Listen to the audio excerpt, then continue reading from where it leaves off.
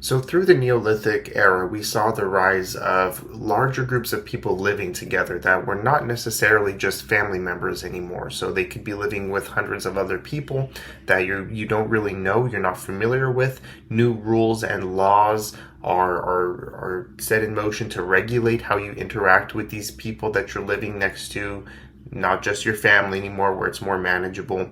And new hierarchies are starting to form. You start to have social inequalities. People at the top who have more wealth and power start making rules over the others who are further removed from wealth and power.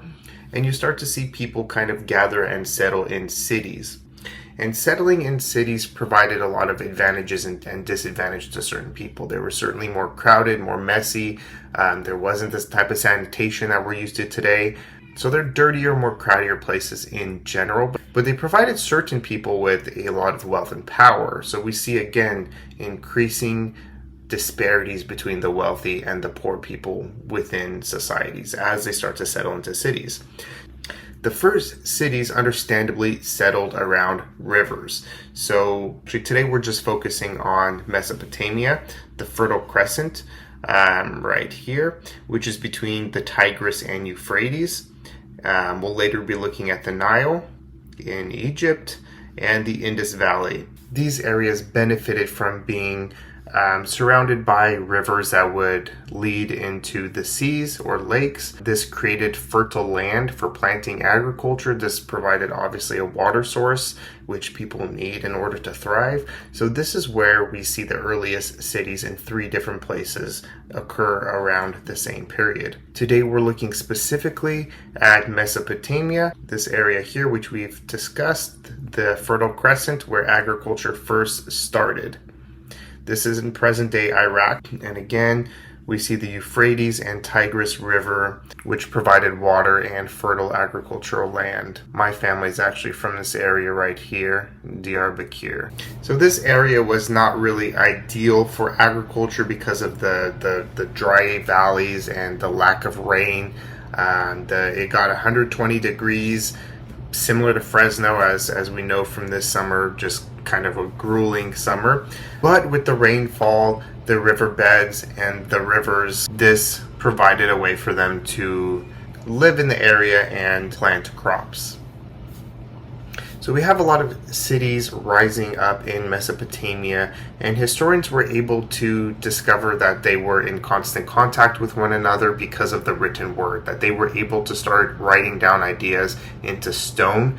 And by looking at these writings, they were able to discover that these different cities and regions in Mesopotamia had similar languages, cultures, and that they were in close contact with one another. So that's how, even if there's no like nation states like today, where we have the United States of America with specific borders, you don't see that in Mesopotamia during this time. But through the written word and archaeology, we're able to see that these different cities shared common cultures and were communicating and trading with one another. One of the reasons that the cities were able to thrive in Mesopotamia at this time was irrigation. And irrigation was pretty much the domestication of land, taking the land around you and controlling it. Just like they did with animals and plants and crops, they domesticated it. They bended the natural environment to their own benefits. The rivers that they relied on before irrigation were unpredictable. They destroyed crops, they flooded, they destroyed communities, they covered communities in mud. Most of the homes were made in mud during this time, so if there was flooding, it would just destroy your dwelling place. This is all because these rivers that they relied on for water didn't have rocky riverbeds. So they didn't have rocks along the river to prevent the water from flooding and spreading outwards. It was just mud. So if there was too much rain, the rivers would overflood and cause a lot of damage to crops and homes. The flow of the river was also not aligned with the planting season. So when the food was growing, the rivers would start flooding and kill all of the food and the crops that were growing. However, when they needed more water for irrigation, before they started planting, before the plants started growing, water was scarce. So there was too much water at the wrong time, and then there was not enough water at the wrong time. It never really lined up. So what the Mesopotamians did was bring the water into their control. They created canals and dams, so the canals would redirect water and the dams would store the water so that it would be used when needed. And by controlling the water, they were able to successfully plant crops and prevent against the damage that floods would bring. They also created levees, which were ridges along the water, along the streams, that would prevent flooding. So they erected levees that were either natural or human-made so that the water would not flood into their crops or into their cities.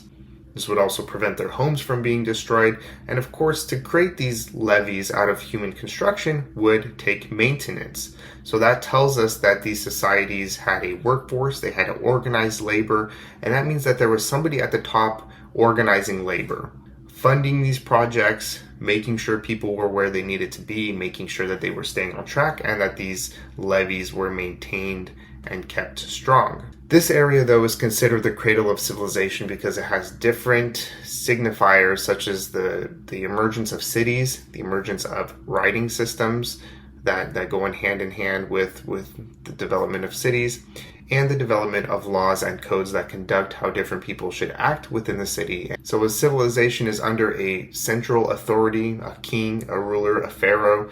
It has a complex organization of labor, trade, taxes, and religion. And that's kind of what we see develop here in Mesopotamia for the first time. One of the first cities in Mesopotamia was Uruk, which you could see right here in the purple in the Sumerian region, around 3100 BCE. Within that population, there was either 25 to 50,000 people. So you can see it's a far cry from the small bands that we spoke about earlier, these small kinship groups of 20 to 30 people that eventually became a couple hundred. Now we're at cities upwards of 50,000 people. This is one of the first cities to ever exist, with city walls 6 miles long. This is a computer-generated image of the city of Uruk, put together by historians and archaeologists who looked at the different evidences and tried to recreate this city. So as you can tell, with a city so vast, with these 6 mile long walls, with the central religious area, it would take a lot of manpower to create such a city. So in order to have that manpower, questions arise. How do you organize it? How do you fund these building projects? And that points to, again, this larger organization, this social stratification. So you have a new social organization where you have a central ruler at the top, the kings, and their power is now bolstered by religion. And religion in Mesopotamia at this time is very much that there are multiple gods everywhere that control different things, different natural elements, and that they reward or punish their people based on their worship and sacrifices. So if the gods are displeased, they would send a famine and drought and punish the people, but if the gods are pleased, they would reward their people. And the kings are seen as being given the right to rule by the god, and the priests use religion to support the power of the king. So the priests really bolster up the power of the kings, and the kings in turn bolster the power of the priests. So the kings legitimize the priests, they give them power, they give them prestige, they have a very central role in society. And then under the kings and the priests, you have bureaucrats, metalsmiths, jewelers, specialized craftsmen, and scribes are incredibly important during this time, because now that we have the written word, you can start making directions and writing down recipes and instructions and start talking about taxes and laws and how you want your society to run. So these people are very important in collecting taxes to fund these large building projects, to writing down the stories of religion, the stories of the king, writing about the power of the king. And of course, your different craftsmen are going to be making the tools, the pottery necessary for storing food, the tools necessary for creating building projects, and etc. And at the very bottom, you have the workers who are doing all of the manual labor. They're the ones building these vast cities. Now, usually these cities would be organized with the central religious temple in the middle called a ziggurat.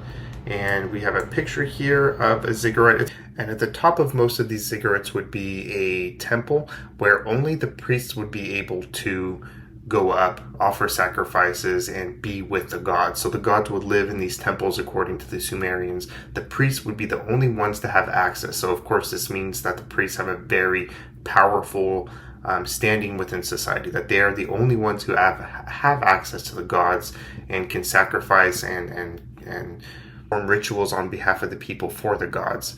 There's only really 3 entrances up to the top temples, so the guards would stand guard and make sure that the priests were the only ones who had access to these holy spots. And these would be usually situated in the center of a city, whereas the other wealthy individuals would build their mansions and palaces on the outskirts of the city. And in these Mesopotamian societies, each individual city would have its own god. So the temple, the ziggurat, would be dedicated to a specific god. In the case of Uruk, it was the god Inanna. But each city recognized the other Mesopotamian cities' gods as part of their pantheon, as part of it's one of their gods. But each city was really dedicated to the worship of one. And the temples and statues were used to keep the gods happy, because the gods were like humans. They could get angry, they were temperamental, they could eat, drink beer, they're jealous, they're mischievous, they play tricks on you, so kind of like the Greek gods that we might be more familiar with. Inanna, the goddess of Uruk, was considered flaky, unreliable, and indecisive. This might also be because that's how they saw their rivers. So this was a way that people interpreted their world. So they saw their rivers as temperamental, flaky, unreliable, and they kind of invented these gods to represent these ideas. Inanna represented love and war. She was the goddess of love and war. So other Mesopotamian cities would recognize her as the goddess of love and war as well. But again, they would be dedicated to their own specific gods. So we have the temple is the primary part of a city. It's the most important part of a city, and priests, aside from the king, are the most important people. But after the priests really come this other very special class of people in a Mesopotamian city, the scribes, the people who knew how to read and write. And reading and writing really was this revolutionary tool that allowed people to organize human society in a way it had never been organized before. So our first writing comes from something called Proto-Cuneiform in 3200 BCE. And this is basically using pictures. They don't represent an alphabet. There's no letters, there's no alphabets. There's that make specific sounds that you combine to make words. Proto-Cuneiform was basically just symbols that represented things. And again, it was to help people remember things. So write down things in a way that you can remember them, like how many sheep do I owe the king, or how much taxes do I owe, or what sacrifices have we given to the gods. So this was important in keeping kind of records. So records of trade, records of sacrifice and worship, taking inventory of what the king had. So you would have different images like this as shown, which you see the 2 figures would represent to the temple. This would be a sheep, and this would symbolize the god Inanna. We can kind of deduce what the meaning might be for that. Something about 2 sheep and the temple and the goddess Inanna. So that could be something about sacrifices made or that need to be made to the goddess in the temple. So this writing, this Proto-Cuneiform was very revolutionary. It helped with transactions and trade and inventory, but you can't actually write down complex ideas. Like, what were the sheep actually for? Did they stay in the temple? When did they deliver them? Who delivered them? Why did they bring them? Why just 2? Why not more? Why not less? Sources don't really say, and they can't really communicate these complex ideas with just these pictures and images. But again, historians can kind of just make guesses that this was probably something about taxes or tithes or sacrifices to a god. Over time, though, records needed to become more complex. So identifying the people who were making different transactions, identifying the merchants who were trading with one another, what's their profession, what region do they come from, writing down more complex details and information. So for that, they needed more than this proto-cuneiform, these pictures that they used. And instead, they needed written letters that would be put together to form words. So symbols that would represent nouns, numbers that could be put together and again form words. And this full system of writing came about in about 2400 BCE. It would be written on wet clay, and then it would dry and solidify. It took hundreds of years for this written language to develop, and once it did, people were able to write down histories of regions, of kings, write down religious texts, religious stories. There's a lot of different stories of the flood, similar to the one that we find in the Bible. A lot of flood stories from the Mesopotamian region, again, because their geography, their area was full of unpredictable rivers that they needed to tame with irrigation. So over time, Mesopotamians across this area adopt this cuneiform system of writing where all of these little symbols are put together to form words and more complex ideas. With this new skill, new positions arise in society because now there's this new skill of literacy, of being able to read and write. And not a lot of people, as you can imagine, 2400 years BCE were able to learn how to read and write. They didn't have the time or the wealth to spend learning this new task. But the people who were able to learn how to read and write were called scribes. And scribes really solidified their position as one of the most important people in society now, because they were the ones keeping track of the history, keeping track of the trade.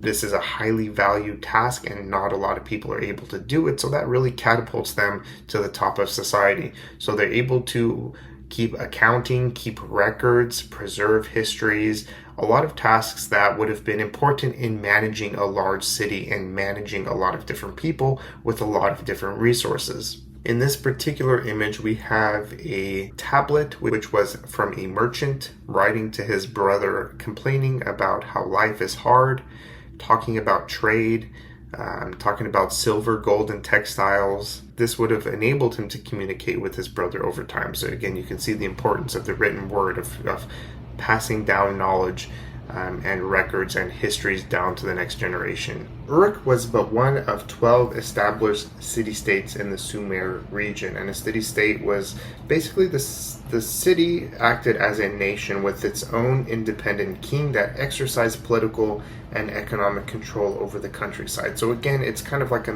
mini nation centered around this one city.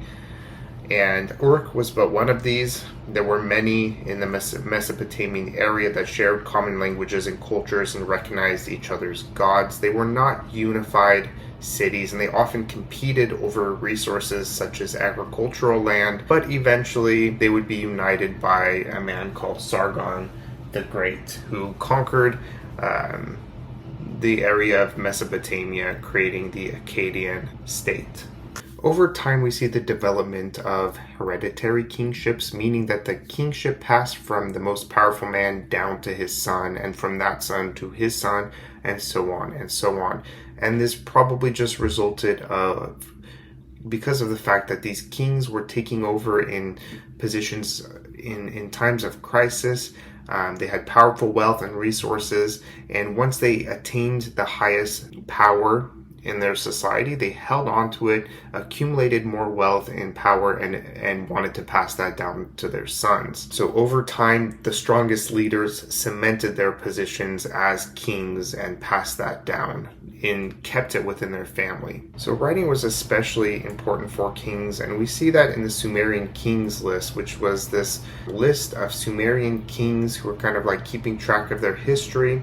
It wasn't really accurate or reliable, but it demonstrates how kings saw themselves and tried to justify their own power. As you see, one quote from the tablet reads, "When kingship came down from the heavens." So kings are really asserting themselves as having been ordained by the gods, that they were given this position, that the whole universe demands that they be in their position. So not just that the priests want them to be there, but the gods want them to be there in control of society. Their responsibility was to ensure justice, create laws, and protect the city-states and later larger states.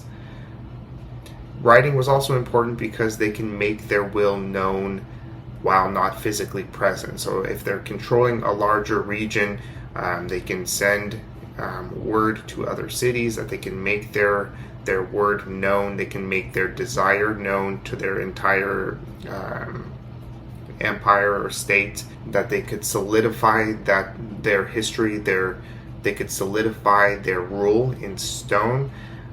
They could write about their victories in battle. They can name their predecessor. So the king can name who he wants to take over after him. Usually, again, it would be his oldest son. And that this divine authority is being passed down in writing. So the kingship is being passed down and recorded in stone. It was also important for kings to write down the rules and laws that they passed to govern society and to maintain order over their kingdom. You're going to be reading Hammurabi's Law Code this week for your discussions, which was written by a Babylonian king, and it's the first Mesopotamian law collection to be discovered, but it was not the first to be written.